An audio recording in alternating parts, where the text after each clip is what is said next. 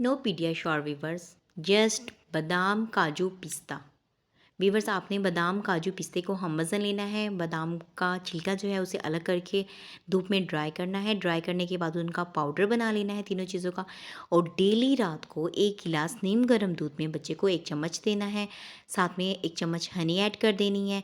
Viewers, believe करें, lazy बच्चों के लिए बहुत बेस्ट है। जो बच्चे बहुत जल्दी थक जाते हैं उनके लिए बेस्ट है। जो बेबी हेल्दी नहीं हो रहे होते उनके लिए बेस्ट है। PediaSure not viewers, growth best है। बच्चे की ग्रोथ में बहुत इंपॉर्टेंट रोल प्ले करते हैं ये। बच्चे की माइंड की डेवलपमेंट करते हैं, बच्चे की बॉडी की डेवलपमेंट करते हैं, बच्चे को फिजिकली स्ट्रॉन्ग करते हैं, बच्चे को एक्टिव करते हैं।